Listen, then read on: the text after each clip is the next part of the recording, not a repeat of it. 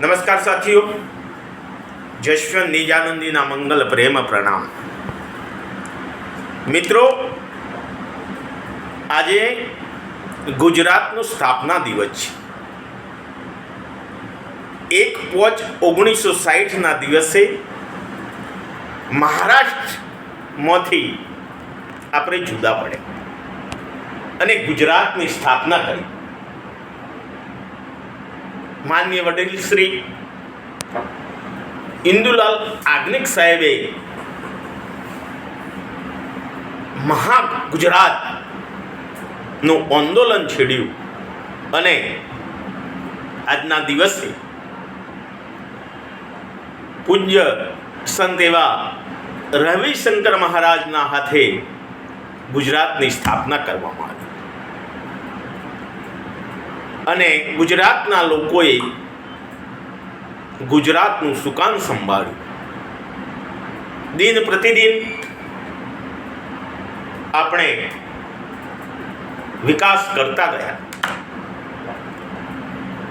આપણા શહેરો અમદાવાદ, સુરત, વડોદરા, ભરૂચ, અંકલેશ્વર જેવા શહેરોનો દિન પ્રતિદિન વિકાસ થતો જ ગયો. આજે અમદાવાદની આપણે વાત કરીએ તો અમદાવાદની અંદર એ વખતે રિલીફ રોડ, ગાંધી રોડ, આશ્રમ રોડ, આ જે એરિયાનો વિકાસ થતો. આજે તમે અમદાવાદની અંદર આવો તો અમદાવાદનો ચારે તરફથી વિકાસ તમને જોવા મળશે. માનનીય મોદી સાહેબે વાયબ્રન્ટ ગુજરાત દ્વારા દેશ વિદેશના કંપનીઓના માલિકોને વાયબ્રન્ટ ગુજરાત, ગ્લોબલ ગુજરાતમાં બોલાવી અને રોકાણ કરાયું. આજે તમે કલોલ, રાજકોટ, અમદાવાદ, વાપી, અંકલેશ્વર બહુ જ નાના મોટા બહુ જ ધંધા રોજગાર ફેક્ટરીઓ અહીંયા લગાવવામાં આવી છે.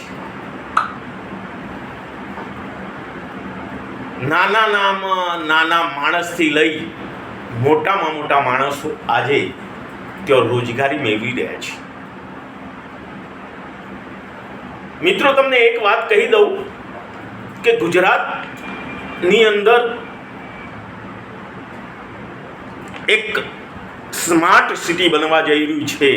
તેનું મોદી સાહેબે નામ આપ્યું છે ધોલેરા સર. આ ધોલેરા સર એ 960 સ્ક્વેર યાર્ડ કિલોમીટરની અંદર બનવા જઈ રહ્યું છે. દિલ્હીથી 2 ગણું શહેર આ ગુજરાતની અંદર બનવા જઈ રહ્યું છે. બહુ જ મોટામાં મોટી કંપનીઓ ત્યાં આવી રહી છે. ઇન્ટરનેશનલ એરપોર્ટ બની રહ્યું છે. 7 માનવ સર્જિત નદીઓ ત્યાં બની રહી છે. દરરોજની 5000 મેગાવોલ્ટ વીજળી એક સોલર મારફતે ત્યાં બની રહી છે. આવું એક ટેકનિકલી શહેર ગુજરાતની અંદર બનવા જઈ રહ્યું છે. મિત્રો, ગુજરાતનો દિન પ્રતિદિન વિકાસ થાય તેના માટે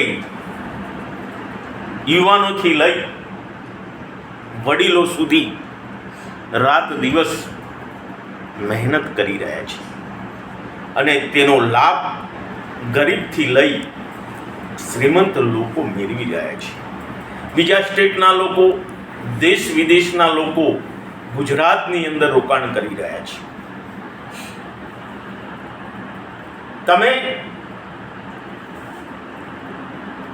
ટાટા પ્રોજેક્ટ વિશે જાણતા હશો કે ટાટા પ્રોજેક્ટ એ પશ્ચિમ બંગાળની અંદર બનાવવા જઈ રહ્યા હતા, પણ એ તકને મમતા બેનર્જી એ વખતે મુખ્યમંત્રી હતા અને એ તકને એમને જવા દીધી. એ તકને મોદી સાહેબે સ્વીકારી લીધી અને ગુજરાતની અંદર ટાટાનો પ્રોજેક્ટ બનાવી અને હજારો લોકોને રોજગારી આપી રહ્યા છે.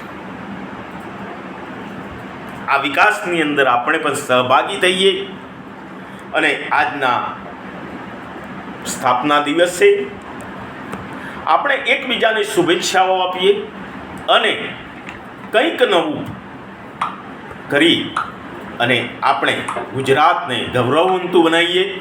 જય જય ગરવી ગુજરાત. જશવંત નિજાનંદીના મંગલ પ્રેમ પ્રણામ પ્રણામ પ્રણામ. સર્વ ગુજરાતવાસીઓને હાર્દિક શુભકામનાઓ શુભકામનાઓ શુભકામનાઓ.